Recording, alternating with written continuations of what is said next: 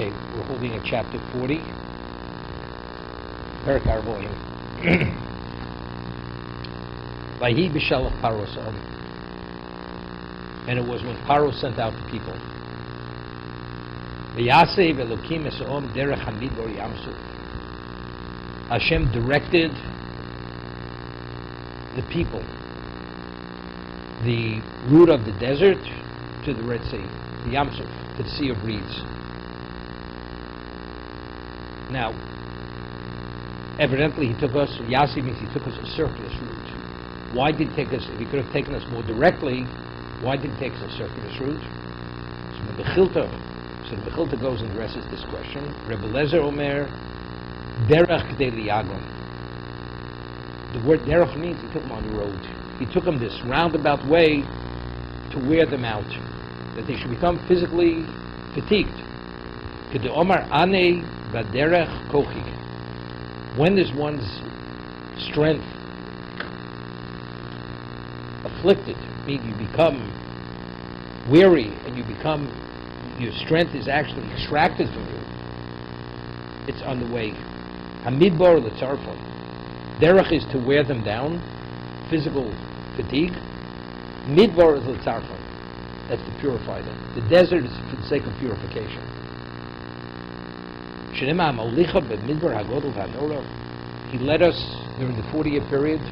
What kind of desert did he lead us through? The great, awesome desert. Yamsuf, what was the value of the Yamsuf? To go into the sea, the Nasosa, to test us. Are we going in or are we not going in? Shneimar vayamru al yam v'yamsuf. They defied God by the sea in Yamsuf. That's where we divide people. They started complaining, there were lack of graves in Egypt. So derech is to be worn down physically, to be fatigued. Midbar is to purify us. It's like a smelter. Siruf Kipshon put something in the kiln. It draws out any impurities. That's the intensity of heat. And the Yamsuf is to test us. That's Rebbe Lezer. Rebbe Shomer, derech de litein lehem haTorah. Derech alludes to why are we taking this route?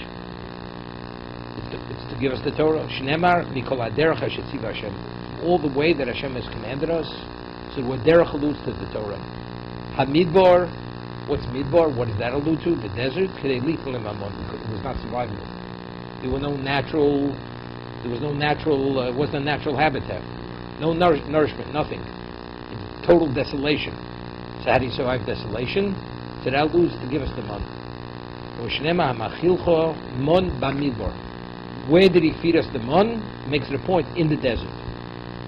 Yamsuf, they lasso slem nisim. What's to test us? That is the setting to perform miracles. As it says, the dimension of the miracles was at a level. What the maidservant saw at the sea was more than Yechezkel Rabbi saw through his prophetic vision. Laslem nishenemar vayigar bayam vayechrav. He scolded the ocean, and it dried up. That's the splitting of the sea.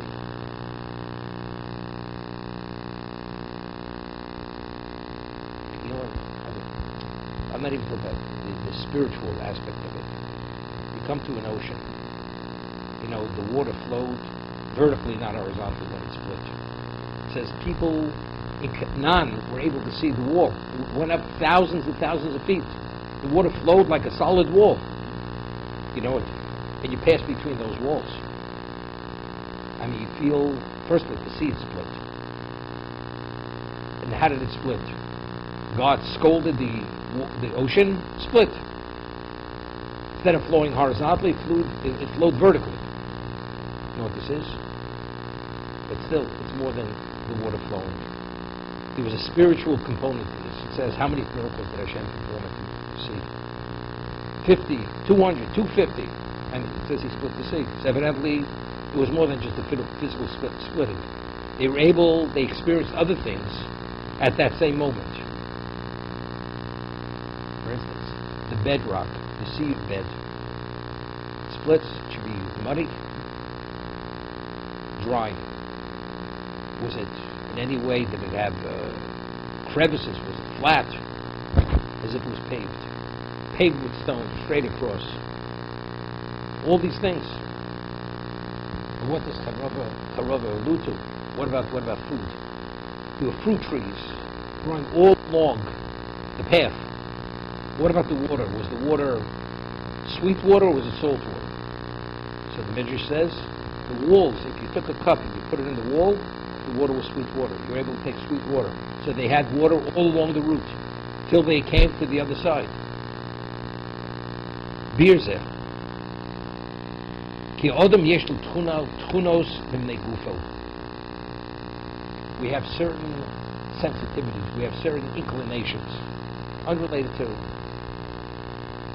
evil and good inclination. We're inclined to certain things because of our physicality. You eat something bitter, you cringe from it. You taste sweet, gives you pleasure. That's a tchuna. That's something which has to do with our senses, the way we process things with our senses. So we're inclined to something which is more pleasurable, and we stay away from something which is painful or unpleasant. Tchunos b'nei nafsho. And the tchunos, because certain people have certain dispositions. A person has certain sensitivities. Some people are more sensitive about certain things. That's just your emotional makeup. Everybody has a different emotional makeup. Tchunos b'nei sichlo, people because of their degree of intelligence. A person has superior intelligence. He hears something which is foolishness. He has no patience to even listen to it. Another person gets, he's fully involved in that kind of conversation. Right? That's based on one's intellect, one's intellectual capacity. So we process things based on our physicality, the way we experience, our emotional makeup, and our intellect. Boy, Hashem Yisborach wrote said liyagon b'derech lachdush gufam. What is the value of fatiguing us? You know, it says Ovos that, and the way Rabbeinu Yonah learns, explains the Mishnah, that the way he explains the Mishnah, that the person, Yofa Torah in Derech Eretz. The combination of Torah, studying Torah, and Derech Eretz. Derech means working.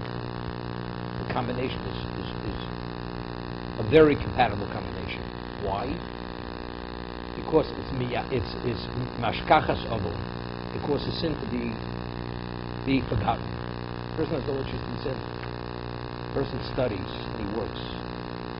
So when you're occupied. What happens at the end of the day? You're so fatigued, you don't have strength to sin.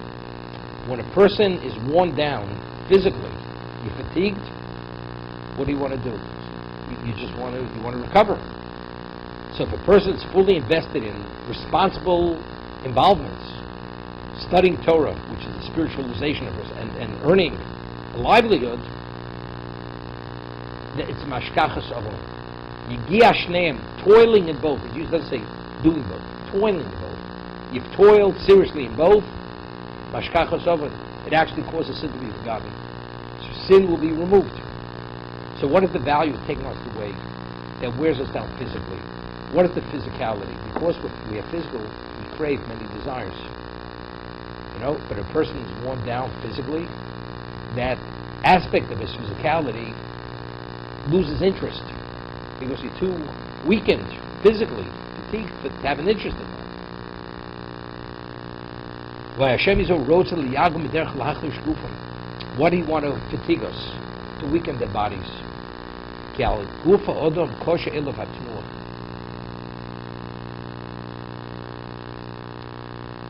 Because movement bears heavily on one's physicality. You exercise vigorously for an hour in a very serious way. At the end of the hour, you're exhausted because you feel worn down. So traveling on the way, it's what movement causes fatigue.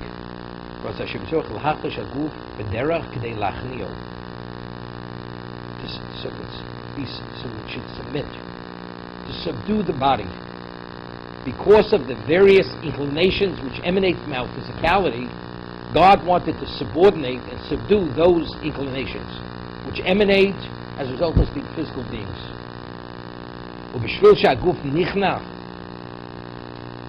And he says, and once the body submits, all negative characteristics that a person normally would gravitate to, they're purged from the physicality, from the body.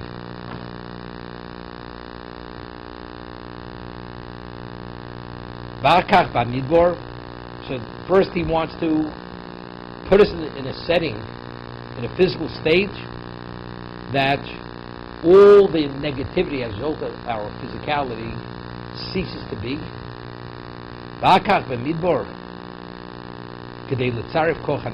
What's the midah to purchase? That's to purify. That's the koach hanafshi. That's the actual emotional being. That's the emotional aspect of the person. So you should assume a mindset of reverence and fear. A person feels, the Gemara says in Shabbos, that a black or grayish ox, a bull, you got to be careful. You can be gored by an ox, a bull, but you understand, what about in the winter where it just needs hay? It doesn't feel its oats. But when the bull starts seeing the spring grass coming, and he inhales that air, it says even if you're at a distance, even on an elevated location, you better go to the roof and take away the steps. Because the bull is so invigorized, he's going to come right after you. You understand?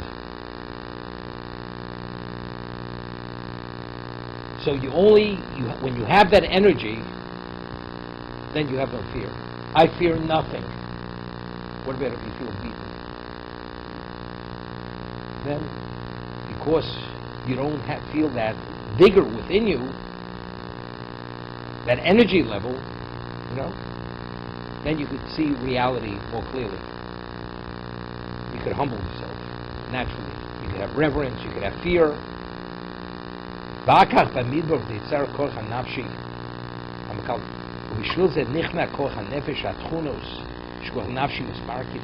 Also,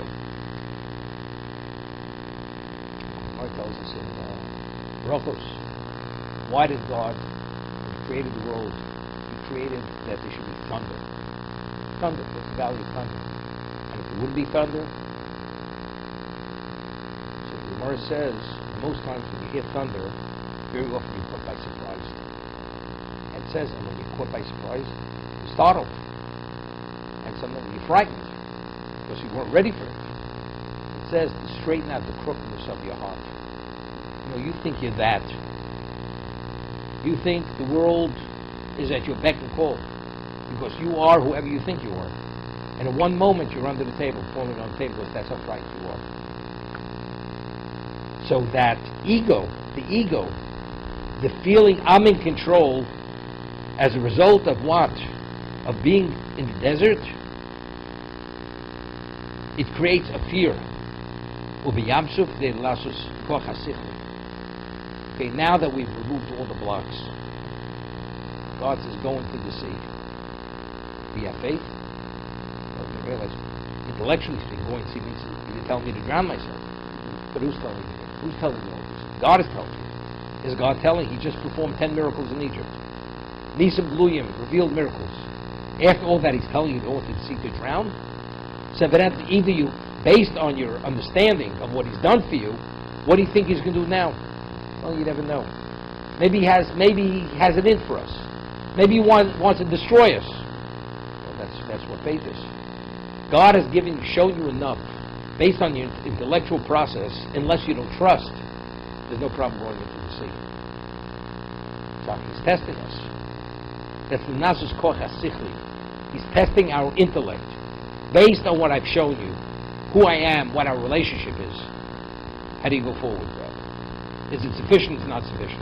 If it's not, then you failed. It is sufficient, like some people, they trust no one. You could show them endless times. You've done deals, you always make profits and that. But how do I know? It's almost insulting. It's insulting. After all you've seen, what we've been through, and I've only helped you, you suspect that maybe I'll do something. Well, I want you to sign the 16 documents, and and if you somehow your house, you forfeit your house and everything under the sun. It's insulting. Something, let's not do the deal. That's how insulting it is. But that's the way the Jews behave with Yam Suf. After all Hashem did for us, we come to Yam Suf, says, go into the sea. Or the lack of graves in Egypt. Did you take us to bury us here at the sea? At the seashore? Insulting.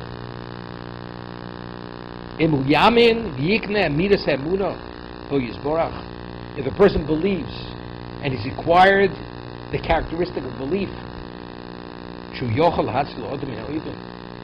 God save us from our enemies? Or not? When we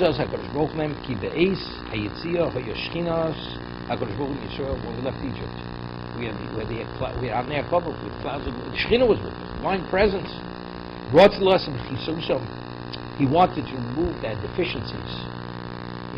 The more you see, the more you grow, the more you understand. Let's say take somebody he hasn't even exposed to anything, and he says, believe in God. Not so simple. Yeah, he has no frame of reference.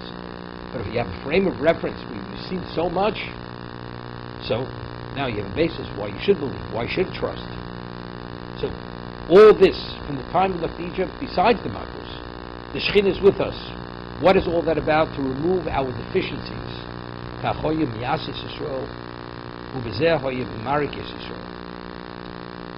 We suffered. There was a degree of discomfort. But what is he pushing us? That's the purchase. The purchase of our deficiencies. There's an expression in the vernacular. There's no school like the school of hard knocks. The person who's been through thick and thin in life, he really gets it. Why does he get it? Because he understands what life is all about, because he actually lived it, he experienced it. But but it's not easy. Some moments were painful. Some moments were disappointing. There were certain moments that were frightening. Doesn't make a difference. But at the end of the day, you're a bigger, better person. And you grasp it and internalize things differently. So what does Hashem want for us? We have 7 days, we're moving at a pace which is unbelievable. Our enemies are chasing us. They're pursuing us to kill us. But there's a cloud separating. We don't even see the enemy.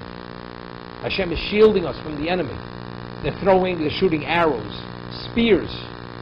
They have catapults. The cloud is catching everything. It doesn't go through the cloud. We're unaware of it. Our route is illuminated. They're traveling in a fog. It's dark. That was the 7th day of darkness.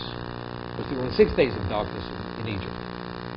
Right? So they're also in the fog. You've got to be wide awake.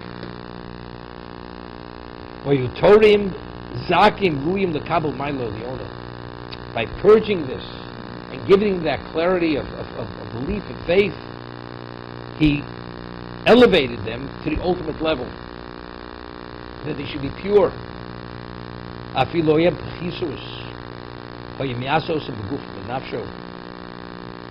And even if they didn't have that deficiency, he afflicted our bodies and our emotion.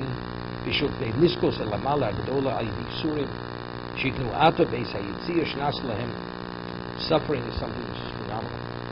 When we suffer, there are many good things. A person's perfect health, never had a pain in his life. Does he appreciate what his situation is? When you have a pain, then you relieve them of pain. You say, thank God, that I'm not in pain any longer. But if you were never in pain, how do you appreciate? All your needs are provided for by your parents. And any time, everything comes easy. You appreciate what you have. So you have to appreciate, have a level of understanding what you have, and clarity. Suffering has value.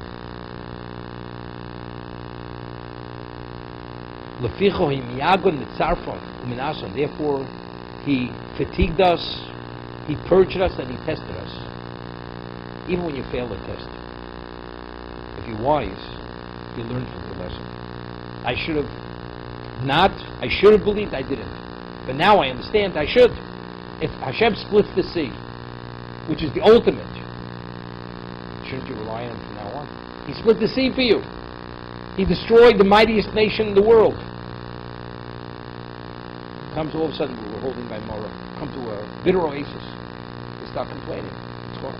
Hashem just split the sea for you. Do you understand what that means? After that, if you can't trust him, when could you ever trust him? It's a question. It's not simple. How do you understand it?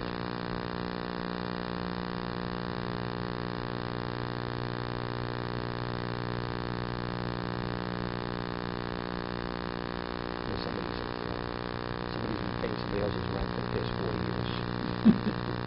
And he relies on the person. And he's never been late. Always paid. And one month, the owner of the property calls the tenant and says, "You can get the check. It's about an hour late. Is it coming?" That's what they asked the tenant. I'm not sure. Let me check. Calls up the person, frantic. "Are you sending the check?" "I've sent it for 40 years. Never missed payment on time. It's an hour late. Do you think I'm not going to send it?" "Well, you realize the economy's not so great now. Who knows what happened? Maybe you took on somebody else. There'll be somebody else's rent. And maybe I'm going to be put on the back burner." That you can say with a human being. With Hashem, there's no back burner. Right? He has the ability to cover whoever he has to cover. So if he split the sea for you, we're talking about an oasis, the water's bitter. Could you compare the two? You don't think it's going to work out? Do you think he's going to let you die of thirst? But there was a segment of Jews, they started complaining to Moshe. They would come here to die. Really, it's not understandable. But you want to know something? We view them as it's not understandable. God forbid, if a person's put in that predicament, you never know how the person himself will behave. You never know. But all you've seen, how could you behave this way? Don't pass judgment on the person until you stand in issues. When you have his predicament, then we'll talk about it. Until then, of course you have to understand. It's difficult to understand. You have to work on yourself to understand. But it's really a difficult thing to understand. You read the stories of the Torah. These are people who saw things which nobody ever saw in the history of this existence. And how could they behave this way?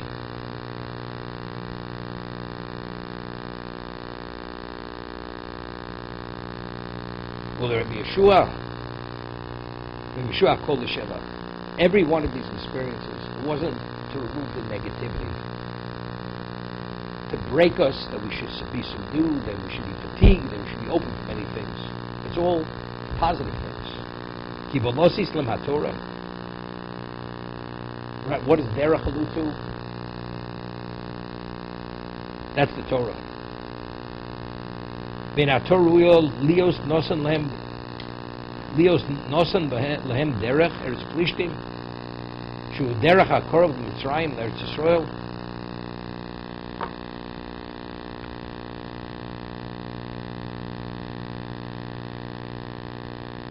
Now, the Torah has to be in an environment where there are no distractions.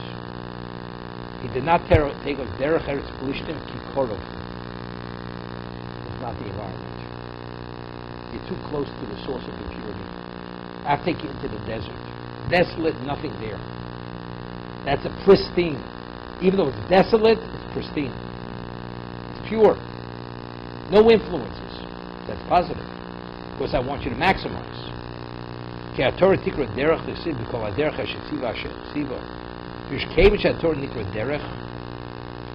called derech.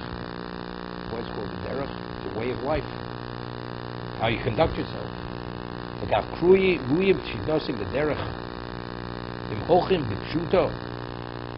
They would have gone on the straight route, not the circuitous route, which was the Philistine road, which is close to Egypt. The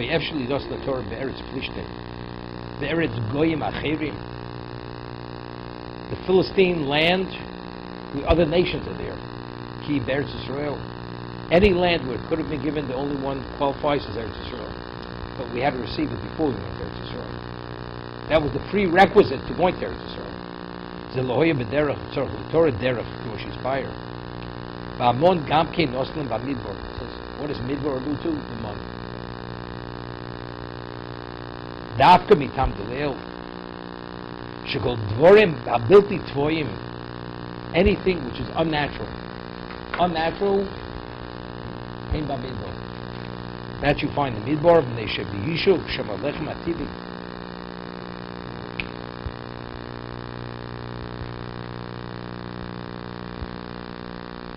Bread is natural sustenance. To be able to survive in the desert, we're talking about this is unnatural. You're in an unnatural location. A human being's location is not in the desert. And the amount of time we spent, all the provisions in the world would have been enough to sustain us, especially the numbers we have. Impossible. So what kind of food, what kind of sustenance does Hashem have to give us? Sustenance which has relevance to location. It has to be unnatural or supernatural. If it's the mon, so this is the Ramban writes, read in Maseh, all the travels that we traveled during the 40-year period. So the Ramban writes, cites the Chazal, why is it so important we should know exactly all the way stations? We traveled here to here, and from there. We traveled, we camped, we traveled, we camped over the 40-year period. What's the value of that?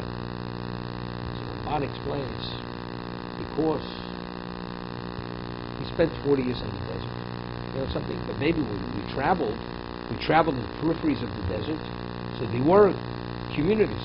We were able to purchase food, so it wasn't such a great miracle. What did God do for us? Right? We had a source of livelihood.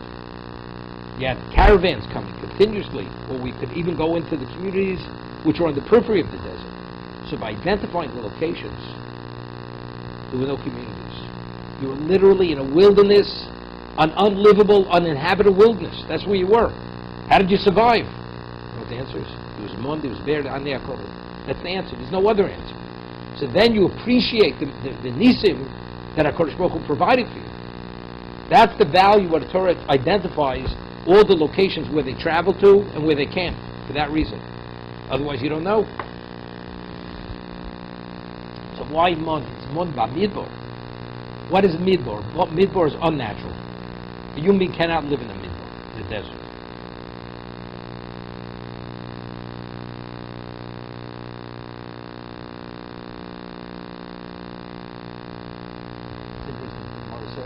The says, Midbar Matona. Matona Nachliya. It's possible we want Midbar. Matona Nachliya. Nachliya means Nachlas Kale. We merited to have the portion of God. It says that the Torah was given in the Midbar. Midbar Matona. Because we're in Midbar, therefore we received the gift. When we received the gift, what we had Nachlas Kale. We had this relation with Hashem through the Torah. But why? What's Midbar? What does Midbar connote? That a person has to make himself hefker Midbar. What does that mean? That you're everybody. When it comes to Torah or Avodah, everybody's back and call. You have to explain something to someone. Who am I? Based on what I am, I don't bother with that kind of person. What is that called? That's called ego. So how do you attend to somebody else's needs? You have to negate yourself. Through negation, what does Midbar represent? Has no profile. There's nothing there. To be the vessel for Torah, you have to assume the characteristics of the desert. Now, who owns the desert? It's owners. Who has an interest in the desert? Nobody. So it represents hefker. The person has to make himself hefker. What is meant? A human being is ego. His essence is ego. So by making yourself hefker, what are you doing? That's unnatural. As the mon in the desert is unnatural food, because it's not a natural habitat. So Hashem provides food which is unnatural. It's nes. It's not teva. So how to receive the Torah in the desert?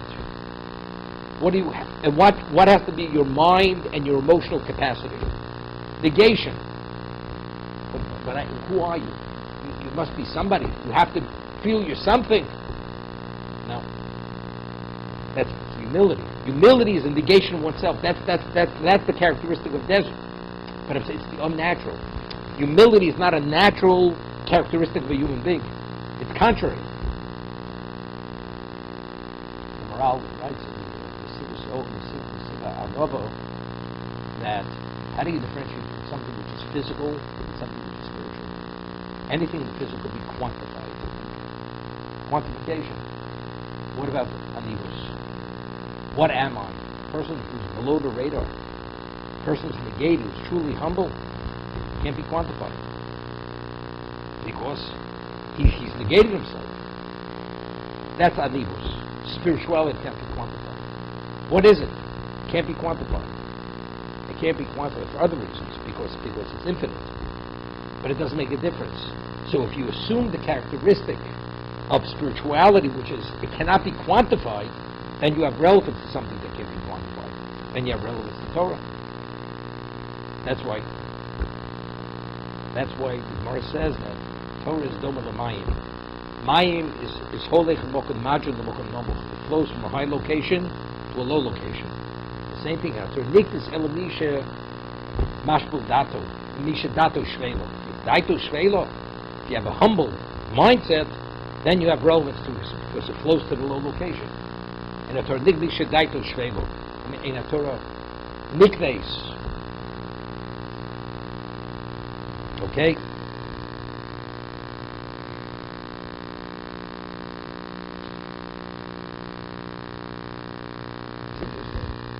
There's a famous mention on Chuma, Parshas Noach.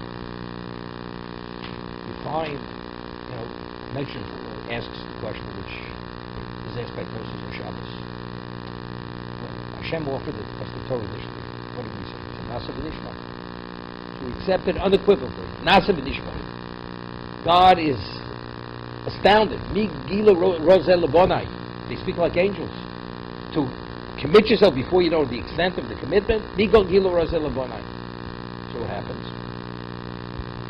Soon after, Kofim leharki gigas. God puts a mountain over it and says, either you accept or you'll be buried under the mountain. We already said Nasa v'nishma. We said Nasa v'nishma, what do you put in the mountain over it? We said we accept unequivocally.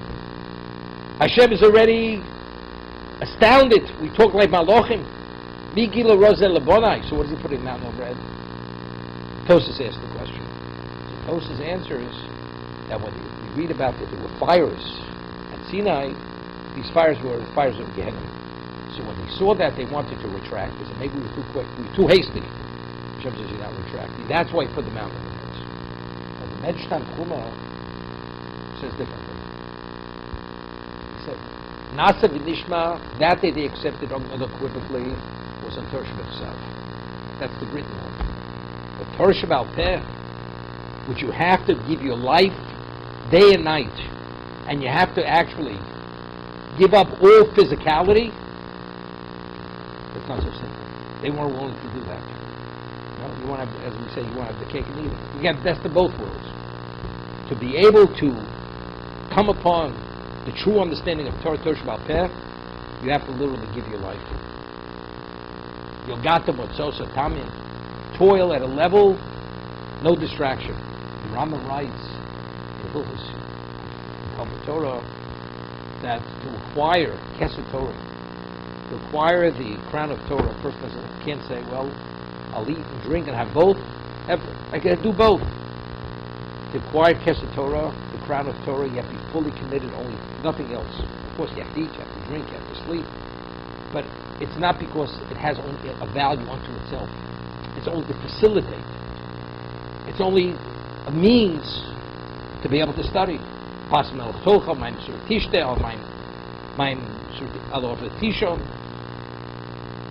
can sleep on the ground. Even if it means living a life of deprivation, doesn't make a difference. Because what do I have to sleep? What do I have to eat? It's only to facilitate the Torah. So what is it? It's a total negation of the person. Who's able to negate himself to such a degree? So therefore it says something interesting. In the first Parshas of the Shema, it says you should love Hashem. The first parsha speaks about giving up modecha. That's monetary possessions. The second parsha doesn't speak about that. It says, "V'chol nafshka, v'chol vav, v'chol nafshka." It doesn't say mo'otcha. The second parsha is written in the plural. The first parsha is written in the singular. Very few people are agreeable to give up modecha. To give up your physicality, pleasures of life, very few people. Because what's the first parsha? That's old Torah. That's the yoke of Torah. The second parsha is all mitzvahs. Mitzvahs, tefillin, Shabbos, sukkah, lulav, matzah, not a problem. But Torah, which is you have to give up one for the other, that's in singular.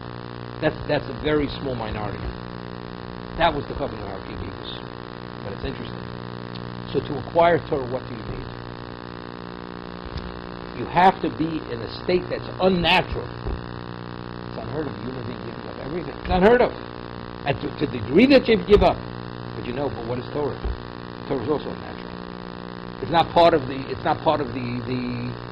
layout, the physical layout. It's not part of the topography of existence in the physical sense. It's all something which is the ultimate and spiritual. So if that's the case, if you're that physical being and you have to address all your physical needs, not to facilitate the spiritual, but they have a value unto themselves, then how are you living? As a natural being has no role. You have to be in an unnatural state, and that's why the mon and lo nidu Torah elot ochlei man. The Chazal make this point. Who did God give the Torah to? Ochlei man, those who ate man. Why the ochlei man? Because again, what is man? Gemara says, man, the Gemara quotes the pasuk, it's called lechem abirim. It's the bread of the powerful ones.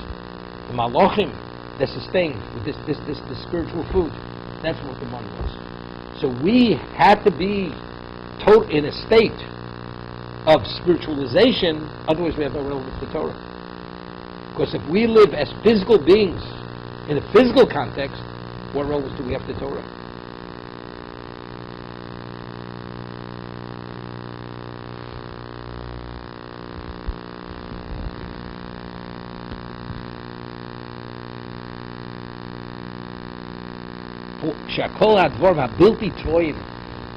All things that were unnatural.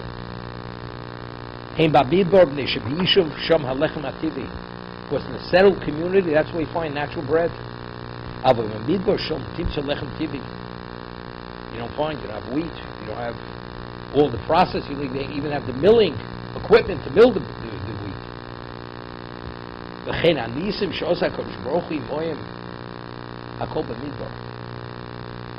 Will be Yamsuf. It was the Midbar and the Yamsuf. Below be Yishuv.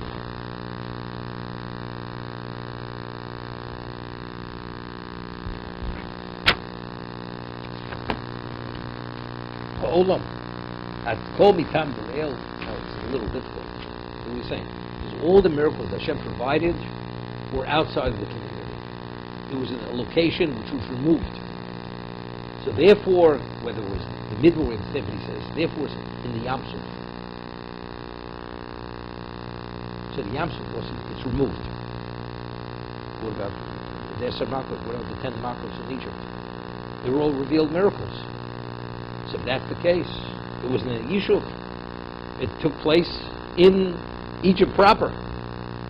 Goshen, there weren't miracles. Where were the miracles? Where the Egyptians were.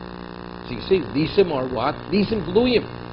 Something which is unnatural. It's not cloaked in nature. Abundance is cloaked in nature.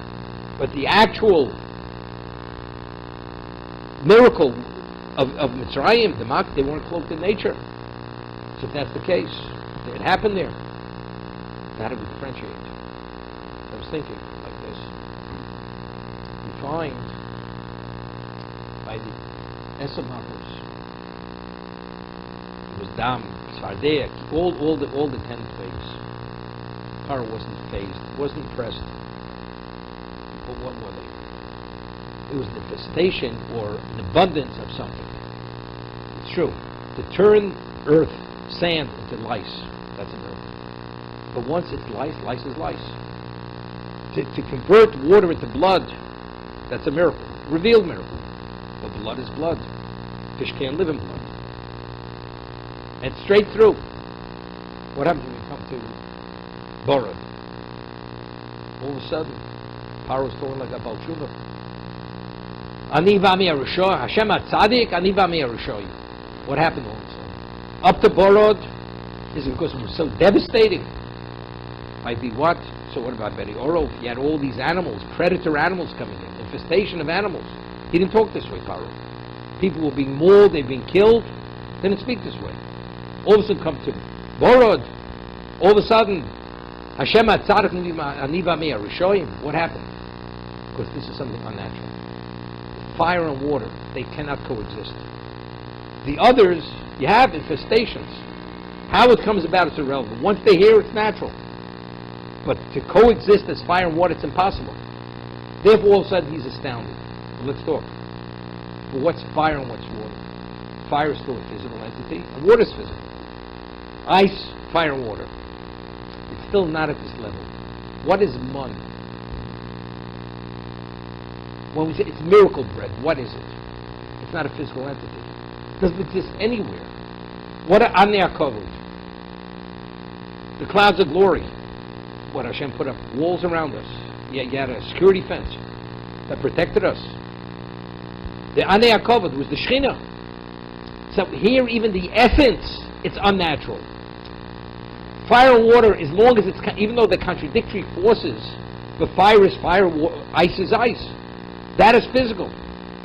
Here, what we merited in the Midbar, the essence of what we merited is unnatural.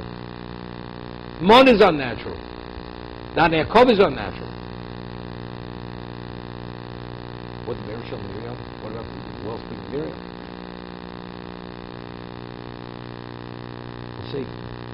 And that's why the Nisim Gluyim of Mitzrayim is not difficult, what he's saying here.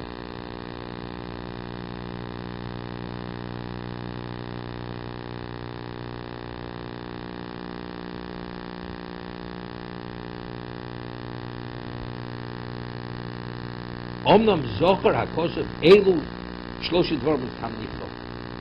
Now he says something else. He says, we have Derech, Midbar, and Yam Suf. The Pasuk identifies the way, the desert, Yam Suf. So Reb Lezer says each one alludes to something. Reb Yeshua says it alludes to something else. But whatever it is, it's something which is profound. Ki advarim she'enim tvoyim, ein dvarim elu. All that it alludes to, we're talking about something which is unnatural. Or echot shine ateva b'levad, lahachriv ulahafsid. When you alter nature, what is the consequence of altering nature? It's destroy and to just waste it away. It doesn't exist. Well, Rov Nishim Shnasu Lehem, the majority of the miracles had tremendous destructive value. Even the blood.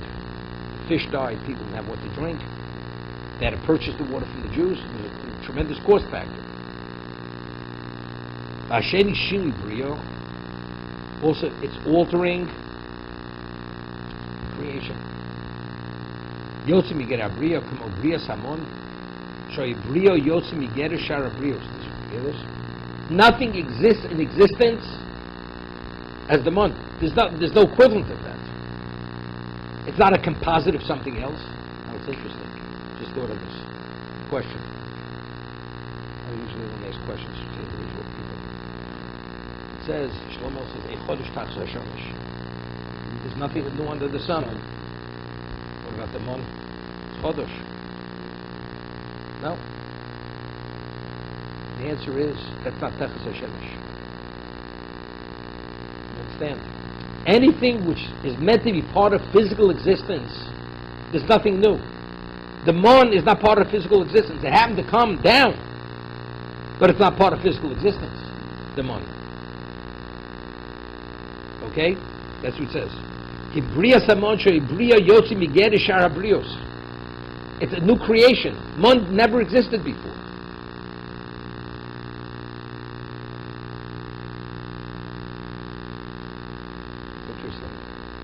Ramban writes, at the end of famous Ramban, at the end of Bo, he says that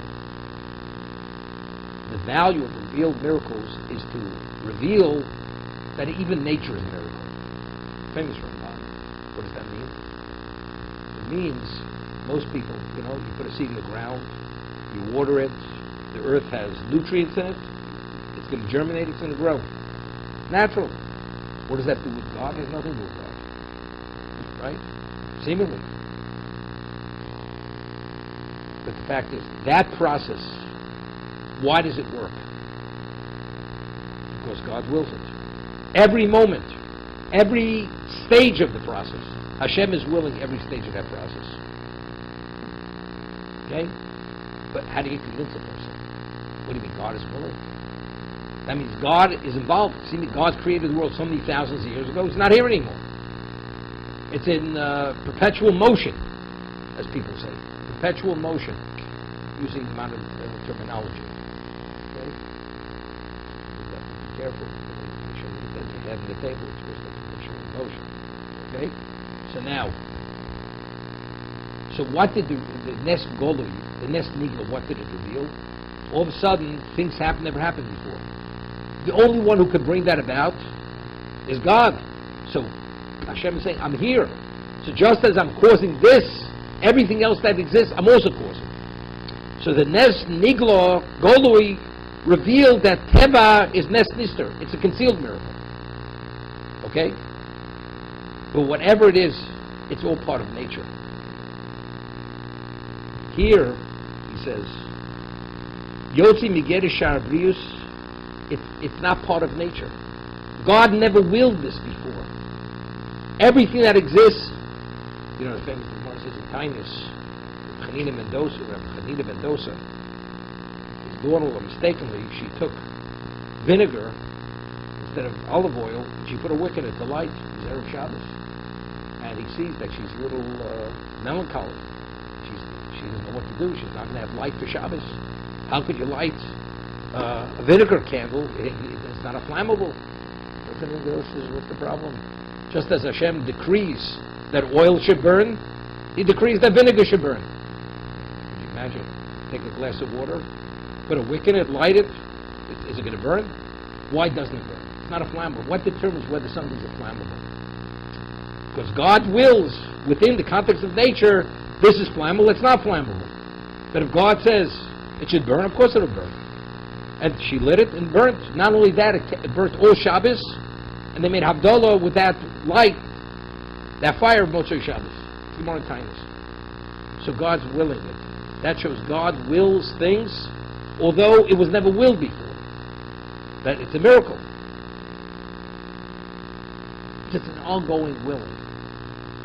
God willed the Bria, creation, that this creation was never willed before. Mon never existed before. Hashlishi Dov Shein Tivi Vein Shonui. There's something. What about something which is not physical? It's not something natural. Kemo Torah Shenosin Hashem Yisborach Shein Tivis. Ve'ein bo ze shinu yotze migerer v'kshator spritz ve'ein ze teva. A person, a Jew, puts on tefillin. It's not anything outside the context of nature.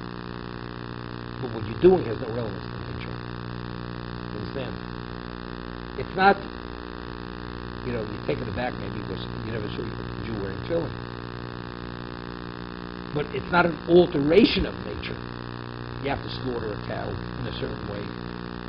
Right? The laws of Shechita. Okay? That's Torah. Why? That's spiritual. That's not part of nature. But you want to eat meat, you kill the cow. Right? That's what you do. So, Shechita, you have to kill it in a certain way. The knife has to be a certain type of knife. The one who qualifies has to be a certain type of person. Has to be a Jew, can't be a goy. A non-Jew doesn't qualify for Shechita. It's not valid. Many things. But it's not a shinu, it's not a change of nature. So why is it spiritual? Because it's something which is totally abstract. It has no relevance to the function and the physicality of the world. What does putting on tefillin have to do with the function and physicality of the world? It does. Because that's a spiritual counterpart of existence. But in terms of existence, it has nothing to do with existence. In the physical sense. You put on tefillin, you observe Shabbos, what does that do with physical existence? You say just the contrary. You should work on Shabbos. Because we live in a physical world. the more you invest, the more you reap. The more you sow, the more you reap. No. So Torah, even though it manifests itself doing a physical act, the physical act has nothing to do with the maintenance of existence in the physical sense.